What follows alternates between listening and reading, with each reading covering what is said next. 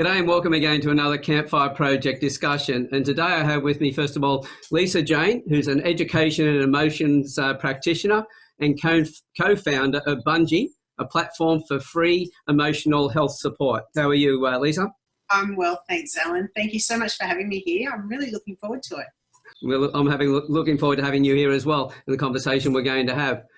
And then we have Margie McCumstie, who is a celebrant at Metamorphosis Ceremonies and the host of the Wedding Wombat podcast. How are you, Margie? I am. Top of the pops. I went to do it again because since we spoke last time, I said Maggie, and we've had a mental block over that ever since. I'm going, don't do it, Alan, and I do it. Hey, I'm a male.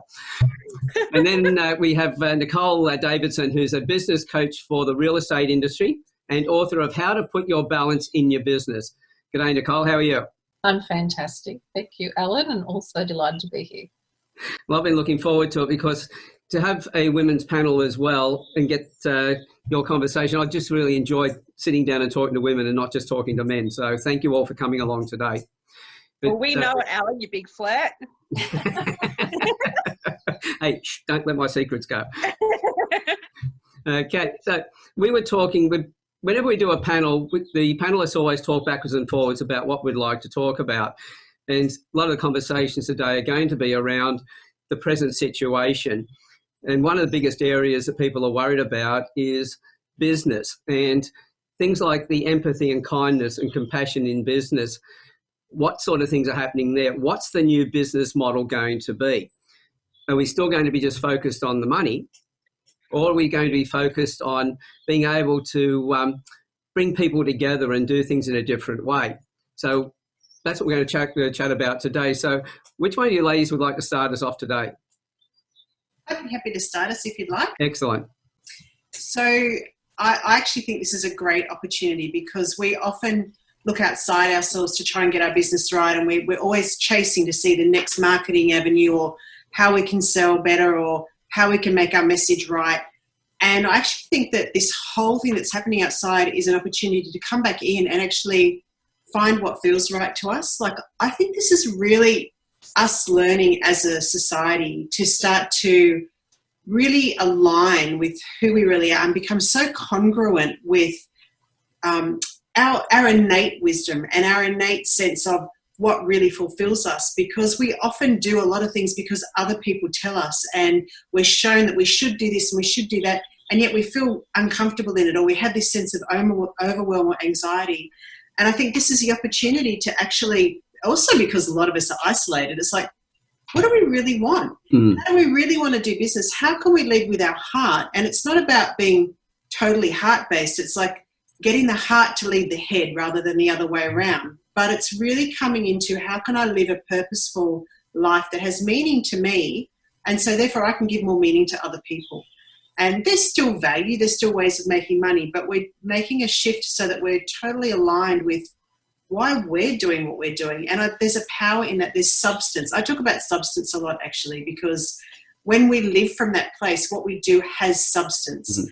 And we all know, we might not recognize it consciously, but we all know if we listen to someone or see something that has no substance, it's like there's a lot of airy fluff. You know, these beautiful people on the internet now that are saying, look at me, I've got this great big house and I've got this beautiful, Mercedes Benz and I'm in this resort. But you can feel that there's no substance. And the substance is when you're working from heart and you're doing what you love doing and what you're passionate about doing. And it's the foundation of love, not the foundation of fear and insecurity. With those foundations, everything we do has substance, and people want it. People feel it. They might not recognize it, but they feel it and they want it. That's my take. Yeah. Just going to what you were saying, Lisa, about, we can live with heart and we can live with love and you can still make money. It's kind of like, I think a lot of people struggle these days in terms of not making the money that they want to because they're not doing that. So it's sort of like just a rebalancing into the way perhaps it should be. And we've been doing it in a way that we felt we need to for so long. But now this little shift is happening. So maybe it's just a little tilt and things are actually going to come back into the way they're actually meant to, where we are actually leading with our heart and we're leading with our soul in a way. And so that they're the kind of interactions that we're having. And so really what we're doing is we're able to look at things from a totally different angle. We're able to bring a totally different energy. We're able to look at totally different opportunities, and maybe without all the effort. You know how we can talk about efforting a lot? We often effort. And I think, you know, this is forcing us to sort of lean back and in a way just surrender a little bit. And so I think if we allow ourselves to surrender and just allow ourselves to see what comes in, and I think it's about paying attention to opportunity as well, because if we're not aware, then we're going to miss a lot. So I think if we can just sit back and just be and trust that everything is going to be okay, and that's a big part of what we're going through now, then I think some really amazing things can come out of it. Exactly. I liked what you said, Lisa, about coming from love rather than from fear, and that the two, as you know, Marianne Williamson has talked about a lot in her work and also in Course of Miracles, how the two are opposites. And I think at the moment people need and rely on businesses that are coming from love, and the ones who are coming from fear, there's a massive distinction and separation between them. So to give you an example, I'm a celebrant, and in the wedding industry there are reception venues who are coming from fear about their monetary situation, how to get through this with the least impact on them, and they're coming from that perspective. And so when brides are coming to them and saying, look, I need to reschedule my wedding, they're saying, yep, we can, but it will be on a weekday next year. You can't have a Saturday because we need to keep those Saturdays free for the people who would have booked next year so that we don't lose any money. And then there are reception venues that are doing the opposite, and they're saying, of course, let's find you the best date that works for you, and it's all about them and loving and caring for them and giving them the priority. Now, you know, businesses will choose whatever they want to do and whatever they feel is right for their business. However, there is a reputation that comes into it now, because brides or couples, not just brides, but couples will remember this, and they will spread the word. They will know which businesses were more aligned with love and with supporting them in their journeys and helping them, and which ones were out to make the dollar, out to, you know, do what was best for them and not for everybody else. I just bought some lunch on my way home after performing a funeral today, and I said to the people, because I go there occasionally for lunch, I said, I came here because I was worried about how you guys were doing, and I wanted to get some lunch to support you today. And they were really thankful for that. And so it goes both ways, that as a customer, we can show love and care and compassion and empathy for other business owners, and business owners can also show that empathy and care for their customers or potential customers. And both ways, it's who we're being that's important in terms of how we come across to the world, who we are known to be by our reputations, and also just in who we're representing, and who we want to be as people, regardless of who sees. Just who do you want to be? Who does your business want to be? You know, like what are your values? What do you stand for? And if you're unsure, then take some time, as Nicole was saying, to step back, to sort of sit back and take this time to think about what's important. And because we're all going through it, no one's going to come out unscathed. So let's take that time and make the most of the opportunity. As I see it, you've just said we've already seen a lot of hoarding. We've seen a lot of, not nice things coming out of some people, but we're also seeing a lot of people who are genuine in their wanting to help each other. We've got a few that are trying to capitalise on it, but they're going to become more obvious as we go along. And it's like you said, Margie, with the those outlets and the way that they're operating. Some are saying, yeah, you'll find the best date for you. Others are saying, well, we've got your money already. We'll get our preference to other people. They're going to be noticed very quickly. So reputations are going to be created and destroyed over this period. And that is not a bad thing, because we want the right people doing business. If somebody says, I'm here for you, we want to know they're here for us. It's not a case of banks saying, dear valued customer anymore, all that sort of rubbish. We want people who are genuine in what they're doing. So we're going to see a lot more of that. But as you were saying, Nicole, it's very much a time, it's slowing everybody down. You've got so much time. If your business is slowed, you've got time to actually take stock of yourself. Why are you really here? What do you really want to do? And I can see a lot of people, when it's over, not going back to what they did before, but having taken a new path and being a lot happier. And if they're happier, there's a lot more love and caring for other people that's shared as well. Can I just say there too, I think it'd be really great to have everyone's take on this, because I know sometimes, when you've been comfortable with how you, like I'm quite comfortable with how I feel, whether it's, ups or down, whatever it is. And sometimes you can skip over the bit. You can say a lot of things like it's, to trust and to let go and to surrender. And I think it would be great if we shared some of the things, like the tips and tools that we do, because if I was a business person and I didn't have an understanding of how to do that, I'd be going, well, that's all well and good for you to say that, but I am freaking out at the moment. I can't see how my money is coming in.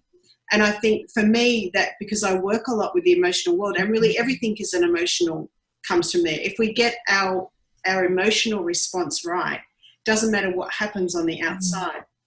That does require just slowing down and actually investigating ourselves, because there's a big difference between having no money and having fear of financial insecurity, for example. You could have trillions of dollars or 1 cent in the bank and feel fear of financial insecurity. And the opposite is true. If you have worked on your fear of financial insecurity and you feel whole in yourself and empowered in yourself, it doesn't matter if you have $1 trillion or 1 cent, and that's that it. Inner work is actually what we have time for now. And it would be great to, like, even if we're thinking in terms of those practical actions too, like, I don't know, I want to open it up to you guys as well, because I'm always learning different ways to support people. So it'd be great to have different people's ideas on how they're supporting people through that now too. Well, can I just say, because one of the things that I shared when we were talking about what to talk about today was I woke up on Saturday morning, and I don't know why, but I instantly grabbed my phone and looked at the newspaper, and I just felt absolute fear. I just had this feeling, when your body kind of goes into free fall and you just feel like you're not grounded in anything. And I sat there, and all I could think of was, oh, my God, how long is this going to go on for? Oh, my God, have I got enough money? And it was awful. It was awful. And so, I used to have quite a small emotional range, actually. I've come a long way, probably in the past 12 years or so. And so what I was able to do, so I think, being able to just recognise when we are feeling uncomfortable about something, I think that's really a first step, just to go, wow, I'm feeling whatever. And then I just sat there and I allowed it, because you've got to sit with it, right? Sometimes we're very good at, and I'm conscious of this because I can be quite a positive person, but sometimes that positivity can be blocking out stuff that I don't want to deal with. So I kind of just sat with it and allowed it to be, and recognised that it was totally okay. But then I also thought, I don't want to live here. It feels awful. I can't make any decisions from here, and if I do, they're going to be terrible decisions.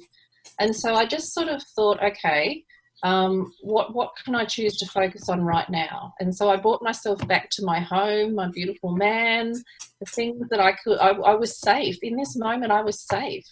And from there, I could then get perspective back. And I think that's a really important thing to do. If you feel yourself just wobbling, allow yourself to recognise that you're wobbling, because the worst thing that we can do is pretend, oh no, we're okay, and we keep burying it and burying it and burying it, and then one day it's just going to explode. So I think just, you know, I suppose my first tip is just really being aware and know that it's okay. They're really not okay definitely. if you go down the rabbit hole. But you know, develop things that we can do before we go down the rabbit hole.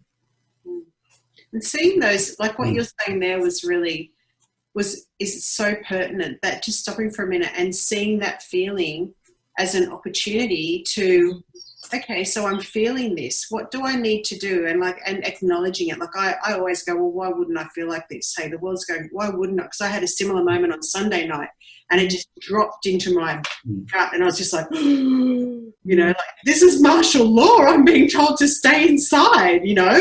And I had this incredible reaction, and then I was like, you know what? It's just, why wouldn't I feel like that? And acknowledging that feeling. And then that feeling is showing me something. That feeling is showing me that I now need to look towards what I want in my life, what I can do for myself. And so, like, seeing it as a signpost of what we can do. And I think that's so true, that awareness in that moment of just stopping for a minute and going, this is okay. Like, what do I need to do with this now? Yeah, you just can't. Go ahead. Go ahead. I was going to say, I think it's about looking for a place to stand, you know, because when we go into that victim mode of allowing fear to come in, and I absolutely have done that as well, there's no space for us to stand. There's no power in that situation. But when you look for a place to stand, dealing with what's happening, dealing with the what's so of life, then you've got some new power. You've got a I don't know, a rightful place or place to be that allows you to fulfill whatever you say is important to you. So for me, I had a massive reaction. I went to visit the family for this funeral that I did today, and obviously they were quite distressed. They were planning, I met them earlier this week, they thought they were probably going to have about 40 guests. At that point, we were still under the old laws, and so the chapel they'd chosen was quite a large one, and they were able to have 25 people in the chapel.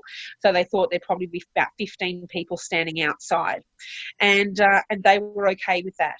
And then the rules came in to say that it had to be no more than 10, and that actually includes funeral staff and the celebrant. And so it meant that they could only have 7 people. And they were distraught. I was distraught. I was devastated for them. But then I realised that I couldn't offer them anything. I couldn't offer them a place to stand if I stayed in being a victim. So I then looked for, what can we do? So we had live streaming. How can I be powerful in the face of this situation? Rather than being at the mercy of my circumstance, being the master of my circumstance. And so by doing that, we did the live stream. I came up with an idea of running a second ceremony. So do one and then do another one with grandchildren coming in. We didn't go down that path in the end, but it was a suggestion. And I suggested that to the funeral directors, and they're now going to suggest that to other people. Also, I'm doing a memorial for them when this is all over, and we'll have a wake and do everything then. So it's practical things, but those practical solutions can only come when you can see what's possible, and you can only see what's possible when you find a place to stand that is grounded in reality, to go, okay, this is the situation, this is what we're dealing with, this is how it is, there's no escaping it, but how can I be powerful in the space that we're currently in? And in choosing that, in choosing something different to staying a victim, because staying a victim can be quite fun, in some ways. It's like, you buy your chocolate, I bought some, you buy some chocolate, you do the doodle dive, you drink copious amounts of alcohol, you watch lots of Netflix, woe is me, I'm stuck inside. Or you can use it as an opportunity, and you can choose how you're going to be in any situation in your life, but especially right now, you can choose who you're going to be and choose a place to stand that allows for possibility. Does it make sense? It does, because everything's a matter of choice in life. Nobody does anything to us. It's what happens around us and how we respond to what people are doing that affects us.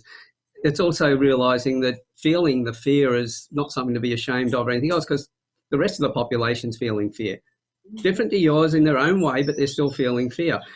If you're not Father Christmas, we're all in this together. So even though you're isolated at home, there is still a connection because we know that other people are going through the same thing. But ignoring the fear, and that's what a lot of people do because they're trying to be tough and they don't want to face it, they'll ignore it. And as Nicole said, it's going to come and hit them later on. It'll build up. You've got to accept, yes, I'm going through fear, and yes, that's okay to go through the fear. But what am I going to do about that? You know, take that time, take some stock about it, and then go, right, what are the possibilities? How can I make this feeling a little bit easier? What things can I be doing? What planning can I be looking at? And because we're isolated in our homes, but look at what we're doing here. We're on Zoom, we're connected. So everybody who's at home, as long as they've got an internet or a phone, they can talk to other people and ask other people what they're going through as well. That's another way of bringing us together as well. I'm very quick to turn around and go, right, I need some help. So I'll ring all the people that I know and trust, and we'll get Zoom calls with them. And I'm having a lot of those every day, going backwards and forwards, where we're all helping each other. So we're sharing ideas and we're talking about possibilities. And I'm looking for answers to my solution. And the same thing is the other person is looking for answers for theirs. But because we're so close to it, we're caught in our fear, we can't see it. But when we talk to somebody else, all of a sudden, we're giving each other's ideas and we're helping each other solve our problems. And we're doing it at the same time that I'm solving mine, they're solving theirs as we're talking to each other. Ellen, can I just say something about compassion? Because a little bit before we were talking about how there's going to be a divide between the businesses that are choosing fear and the businesses that are choosing to act in love. And we were saying, you know, it'll be good because then we'll be left with the businesses that are doing the right thing.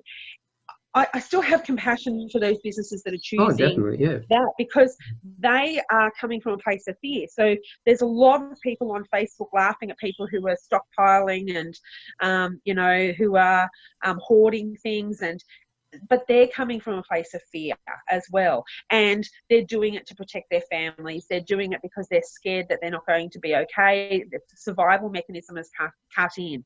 So there has to be that compassion as well, that, you know, like we're not all sort of preaching to people about how, you know, you must come from this space. If you're in that space of fear right now, then that's okay too, you know, and but having compassion for yourself and for others to have compassion as well, you then might be able to move through that space and choose something different. Yeah, the reason I talk about, Lisa, the reason I just talked about, you know, separating the businesses is hopefully the people who are listening to this, who are going down that road of being more greedy and everything else, will stop and think and realise that they will make a lot more money because they've built a stronger business with a lot more connections. Everything's based on relationships. If you don't have your relationships right, you have nothing. Your business will crumble fairly quickly. And we're seeing that now in tough times. It'll really happen. So the more that you build strong relations with people, you have that connection with you, you're able to discuss things, you've got the support from them, and coming out the other side, you've already got your clients sitting there waiting to start using your services again. So the more that you help other people, the more that you actually get back. If you're just out there trying to look after yourself up front, then you'll find that you won't get much at all, because if everybody's out there just looking after themselves, nobody's interested in what anybody else has got to offer. But when we have that compassion for each other, as you said, we connect, we look at how we can help, we're building strong relationships, and they're the ones that are, take us through this and take us well into the future with stronger partnerships and businesses. Yeah, 100%. Lisa. I was just going to talk again about what Margie was saying about somewhere to stand. And I'd like to just share my take on that, which I may have misinterpreted, but I like the way you've used the words, because I see that if we're in victim or persecutor or rescuer, like that dynamic, that fear-based dynamic, when we're in that, we're in a division between it's us and them. And when we're in us and them, we're often in our head, and that creates fear. And so there is nowhere to stand in that, because when we're us and them and we're in that, we're actually disconnected from ourselves. And so we don't have any personal power. All we have is fear. And so when we find somewhere to stand, we come back to who we really are and we sit in our center and we connect with ourselves. And I mean, I always do that, like I bring my awareness to my heart, actually, which when I do that, I don't feel the division anymore. I feel like everything is quite fine in this moment. And I have somewhere to stand because I'm feeling not separate, and I'm not even feeling fear. Like when I sit in my heart, I often don't feel the fear, which disconnects us. So it's like that. I've got this vision in my head, and I love the way you said we don't have a place to stand because we're not standing in ourselves. We're standing in a concept of what we think is happening. We're not actually standing in the reality, which is our center. And when we stand in that, that's where our power is. And from that place, because we're out of the fear and the division, from that place, we actually can clearly see, I can take this action, even if that action is just going and brushing my teeth. You know what I mean? Like, I just need to go brush my teeth and that'll make me feel better. Do you know what I mean? Like, really random things can happen, but you can't even see that solution unless you're standing, or unless you found that place to stand. I don't know. Does that, I like that. I think that's a good analogy, somewhere to stand. I was also going to talk about the whole sort of, you know, treating people with compassion, but the whole thing around judgment. There's so much judgment out there right now. And I think, you know, what both of you said, like, you know, when I'm connected to me, I don't feel the need to judge people. That's right. Because I'm all okay. And I also think too that everyone, all of us, we're only actually doing what we can with what we know how. And if people could do something different, they would. We would. I would.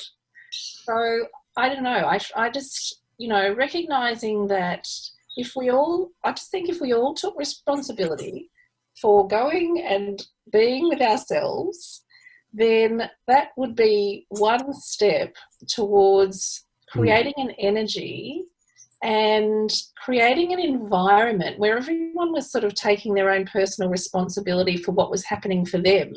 Then we'd have less time to worry about, but from a healthy place. It's not like a toilet rubbing place. Yeah, I agree. You know, so I just think that element of personal responsibility and making sure that we are the best people we can be in the circumstance.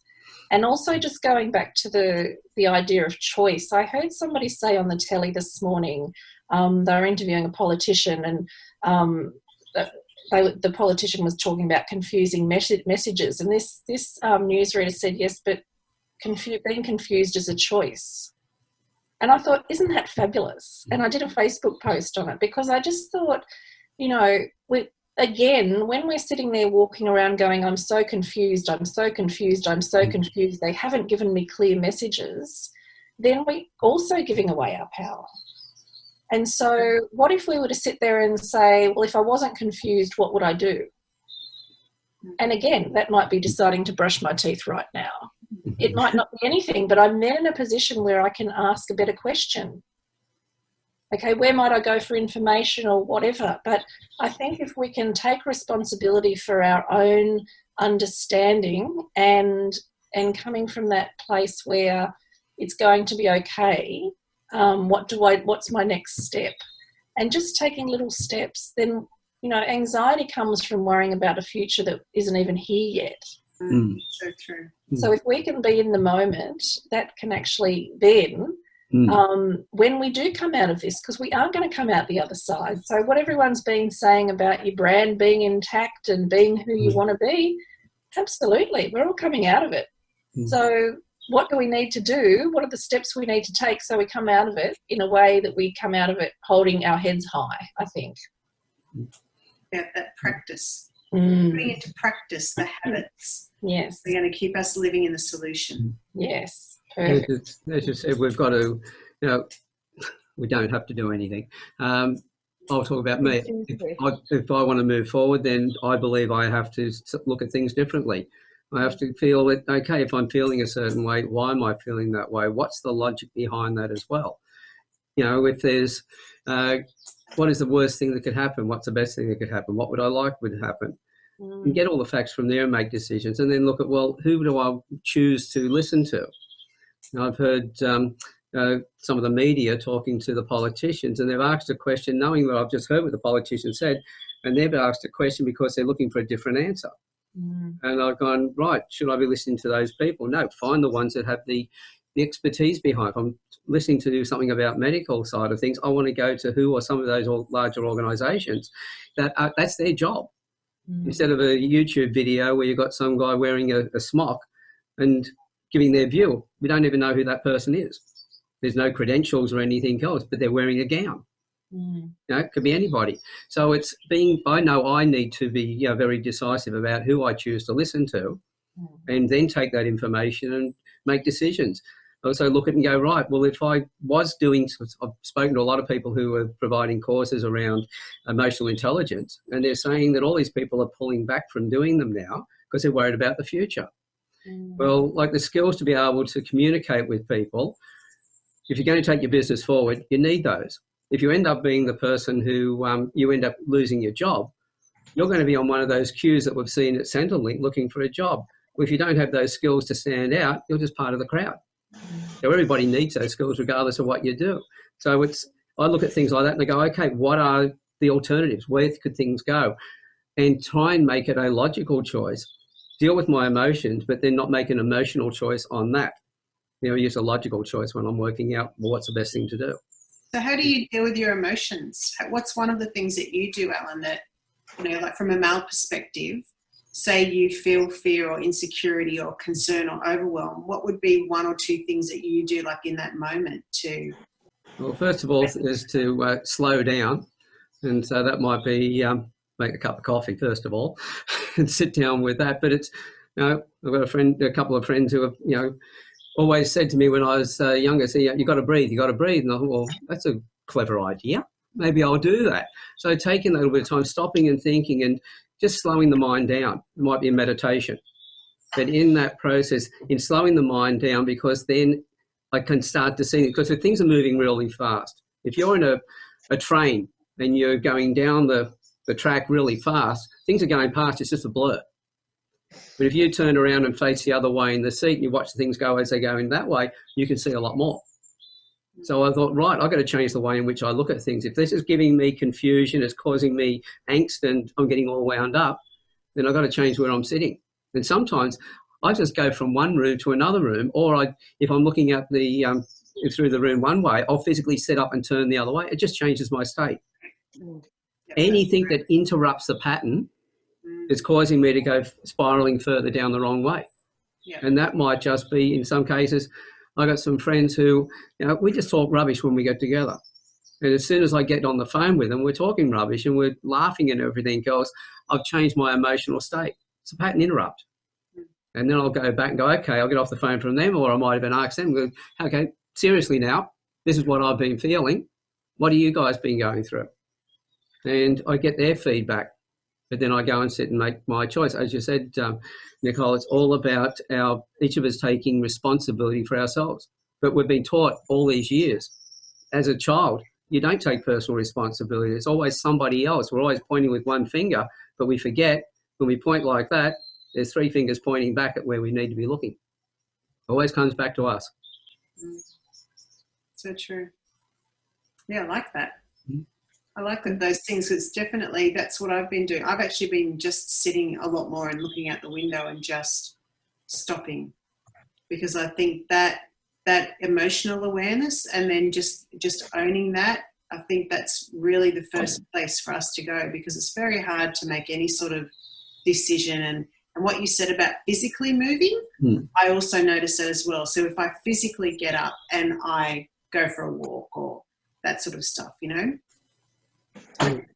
very powerful shift. I think those are the sorts of things that we just need to make habitual, like especially when there's so much change, because there's so much fluidity, we have to get very adept at all these little tools and strategies that we have to shift our emotional reaction in any moment. I put structures in place to ensure that I'm not watching the media. So I'm a little bit different to you, Alan. I don't want to see a whole lot of experts, and I don't need to have I'm not a logical mind kind of person. So I'll watch the news, but only half an hour. I'll just get the headlines, find out what I need to know, and I'll watch any press releases that, like, if not press release, if Scott Morrison comes out and does a press gathering or whatever it's called, I'll watch that. But otherwise, I do not want to hear it rehashed over and over in 50 different ways by so many different experts and people just giving their opinions. Not interested, don't want to. And I'd rather just get the facts quickly and then get back into living my life and being who I want to be in the world. And that's it. And having those parameters in place, ensuring that I don't get caught up watching, I don't know, what, the Today Show or something like that, and getting caught up in 3 hours of doom and gloom.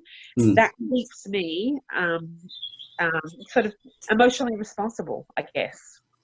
That's a discipline of your mind as well. And I think in general, as a human being or as a species, our minds are incredibly undisciplined, and I think that that's one thing that I've really learned in the last couple of years. It's like I cannot afford that first thought. Like I've validated the emotion, but my thoughts might keep taking me down that rabbit hole. And sometimes I just have to go, I cannot afford that first thought. And then I shift it straight away. And that's a discipline. And that is sometimes hard because there's some comfort in that sometimes, but it's that's like discipline of our thinking and just going, cannot afford that thought. And then you just focus on what you want to think of. And that is a practice, Yeah. I also think too, in terms of everything first starts in our imagination, right? We've become so used to, as I said, thinking that we have to create by doing. And those studies that show, like, athletes, there's athletes who just visualise in their mind, and there's athletes who actually go and do it, and there's not much difference between the two. So I think this is a great opportunity for us to all. I think this is where the shift in our world is going to come out the other side. We've got people behaving differently. We've got people who have more time to think. We've got people who have more time to relax if we allow ourselves to. So I think in this time, if we allow ourselves to use our creative capacity, absolutely, and we just think about what we want, as you said before, Lisa, if we use this time to really think about what we want and start creating our reality in our minds, then by the time we come through this, part of the stuff has already been established. That's it. So and how peaceful is that? If you thought that all day, I could just sit here and think about it and actively in your imagination think, well, if I could have anything I wanted, what would it be? And just by the very nature of creation, you're on the way to creating it. We've got a great opportunity here. When you take that approach straight away, being in isolation is a good thing because it's putting us in that position where we can do it. So what an opportunity. Yes, it's a gift. And it's almost like I've been thinking it's such a challenge. Like we can challenge ourselves. How effortlessly can we live our life? How can we, and like for me, I've been talking to a friend about this, like let's challenge ourselves. Like how much can we actually practice stepping back and just consciously intending something and letting go of that outcome and letting go of how we do it and stop trying. Where can we stop trying? And and like just challenge yourself. Like, okay, if it doesn't work, you've not lost anything because you're stuck at home anyway. So why not practice some new techniques? And I guess that's my thing for the, I suppose where I'm right now, I keep asking myself, how easy can I make it? Yeah, absolutely. And it just feels great. And can I ask you, so Nicole, when you say how easy can I make it, what is the indication for you that it's easier? I feel good. I feel better. So I've been really paying attention for a while now as to how I feel. Because if I'm feeling good, then I know that good things are happening. When I'm feeling not so good, I know there's some resistance there. So, and we do this all the time. We can often be resisting everything we're asking for. So my gauge is how am I feeling? So in the midst of madness, we can be feeling fantastic. That's true. Right? We have that ability to feel unreal in the midst of everything going on. And that's because we have the ability to decide where we want to focus our thinking. Our thinking is going to determine how we feel about it. So I really am quite vigilant now about how I'm feeling. And again, I love it actually when I feel uncomfortable, because I sit there and I go, oh wow, what's that about? And then I can identify why, and that's something I've then just been able to let go. And so then I move into a different state of ease. And so every time I notice something come up, I call them golden nuggets, right? So, yeah, I did too. Yeah. So I see all these golden nuggets. So I feel, uncomfortable about something. And so all that's telling me is I don't want to keep going down that path. And so then when I sort of go, okay, I don't want to go that way. What do I need to do to go this way? What do I need to think? And so then life just becomes this series of this way or that way, this way or that way. And I love it.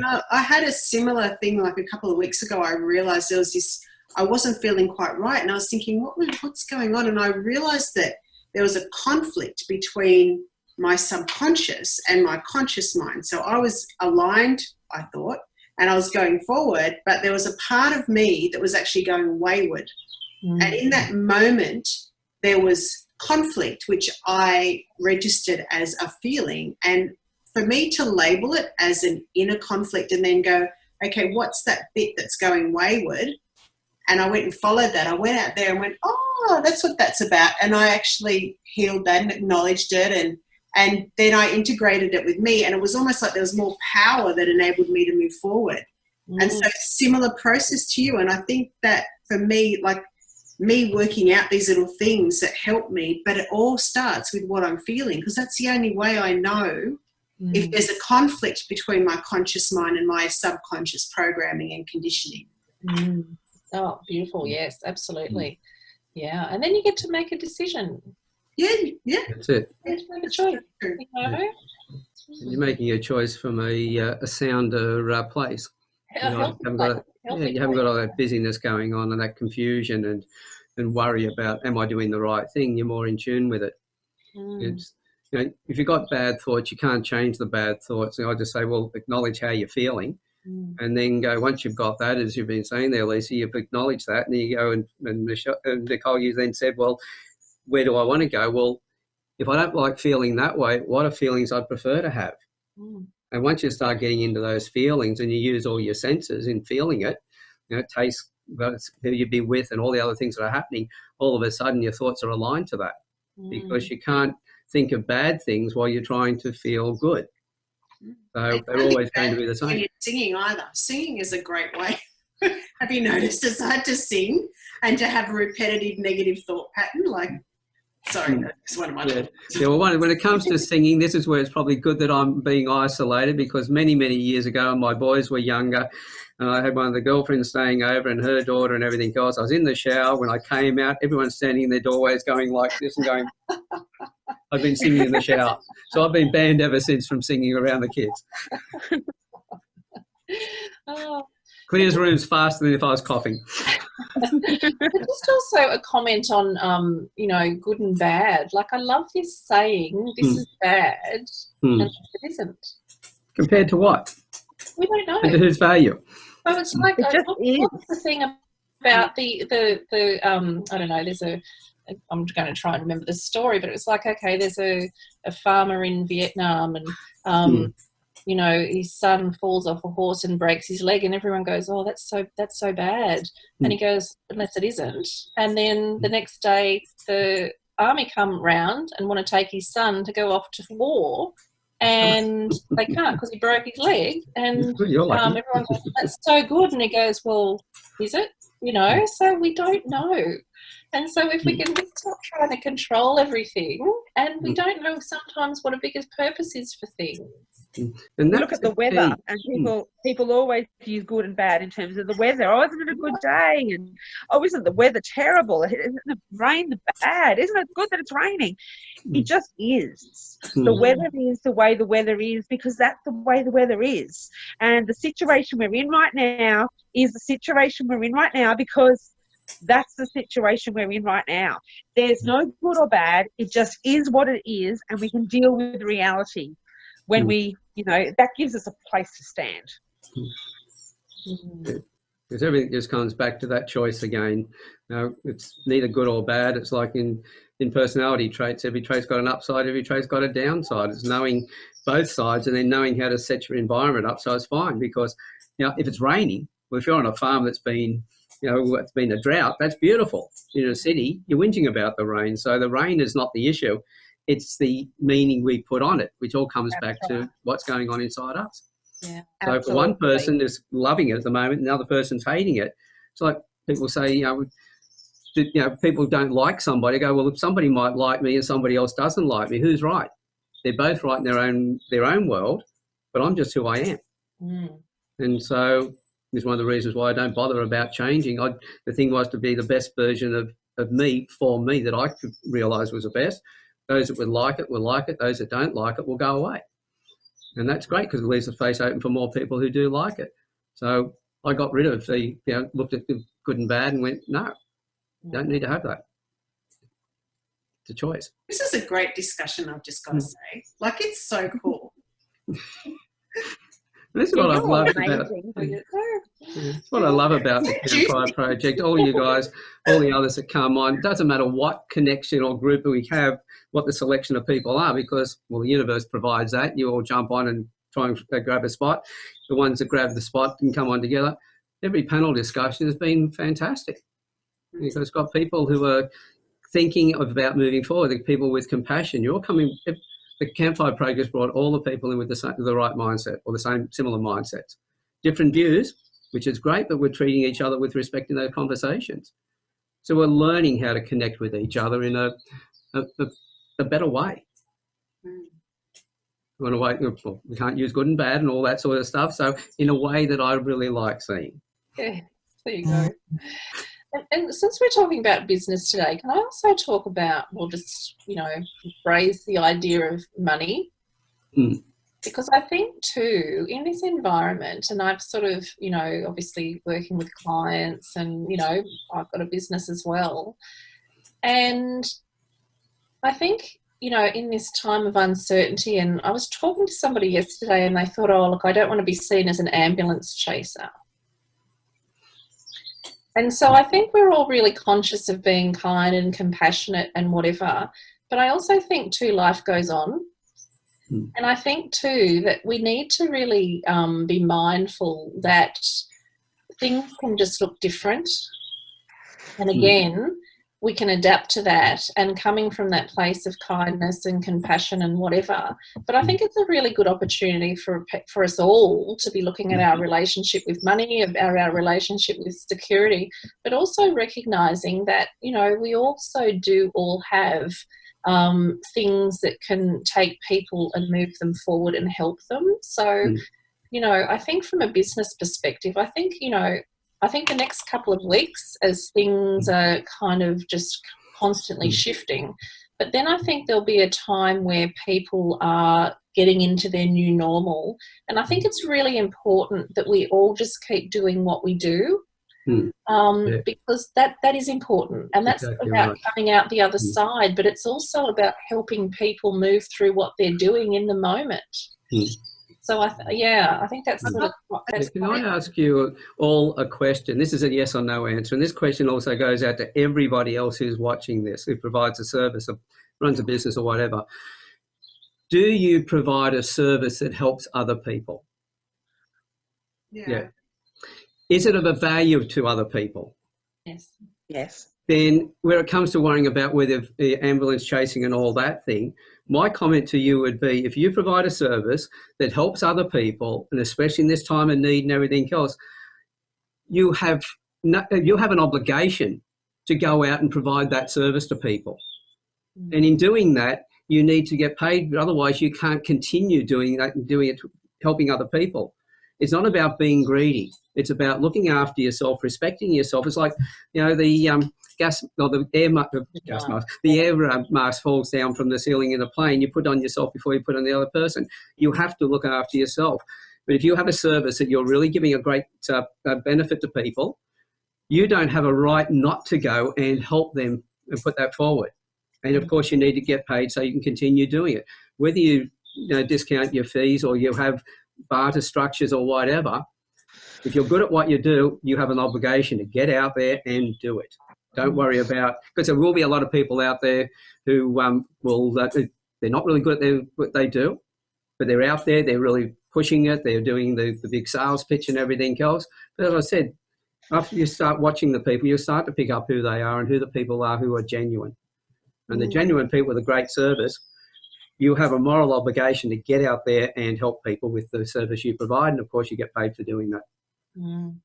And it's about reading the room. It's about reading the room, isn't it? You know? That's it. It's about, and that's what I said to this person yesterday. I said, you know, now may not be the time, but in 2 weeks' time, and I said, you'll do it beautifully. You know, so I think we also just have to, you know, allow ourselves to be, you know, just to be mindful of what's going on. But, you know, and, you know, you see the queues at Centrelink, and so that's in your head, but that doesn't mean there's not money in the economy still. And Nicole, I just wanted to add, when you were saying before that, I don't know if Albert Einstein actually said this or if he was just credited as saying this, but it's that, you know, we can't actually solve a problem from the same consciousness within which it was created. Exactly. So unless we move out of the problem and keep being in the problem and thinking, oh my God, I'm in the problem, how am I going to stop the problem? Unless we just stop and go and sit in a beautiful place and think about what we really want. And that's when the ideas drop in. So I think as a person running a business, and also for everybody else running a business, what you want now is to be in this place where new ideas are going to drop in. New ways of doing what you do is going to drop in. And that's not going to drop in when you're sitting over here in the problem going, oh my God, what am I going to do about this problem? It's just not going to drop in, right? It will drop in if you sit with yourself and you're open. Like Einstein said, you know, go and sit under a tree and just shift into the solution and see what comes. Because I think that's exactly what you're saying, isn't it? It's like there's solutions there. We just need to put ourselves in the place where we can receive it, because they're not going to come over to us. They literally can't come when we're in the problem. They're two different energies. They're two different vibrations. They cannot happen at the same time. You know. Yeah, well, it was Henry Ford who had said, you know, if you always do what you've always done, you'll always get what you've always got. And that's probably no truer than it is today, you know, even more true. And then it was Einstein who said, well, doing the same thing over and over, expecting a different result is insanity. So if you're in that fear and you're staying in that fear and trying to figure it out from there, that's getting close. If you keep doing that, you probably will go insane. So it is a case of stepping out of that, and it's finding the way, because we can say, oh, step out of it, but then what's the way to do that? We've talked about a few different ways of doing that today. Not just saying, oh, you've got to go from over here to over here, but we're giving some solutions. Well, yes, that's what you need to do, but here's some ideas on how to do it. And then people can apply their own thoughts to that and come up with, may use the same things, or even may generate new ideas on how they can do it as well. And if they do, then share that with other people. That's where things like meditation, journaling, doing mind maps, all of those, you know, just drawing, taking some time out in nature, you know, exercising on your own. You know, there's so many different ways that you can tap into that. Just having that space to stop, reflect, and not like be like trying to, as you said, do it from that space of, but like just have it. So not like going, okay, I need to stop and think, but just stop and not think. Just stop and breathe, and then allow whatever to come. Okay. Well, there's some really great comments in all of that, and I really appreciate all three of you coming along today and sharing the time with me. As I said, I do this because I'm a greedy person. Be able to sit here with people and with great ideas and learn, you know, from everybody. Yeah, It's the only reason I run the Campfire Project. Sorry, guys, it's all about me. I'm very selfish on this side, but I really appreciate you. Seriously, I appreciate you all three being here and the ideas you've put forward and the discussion we've had.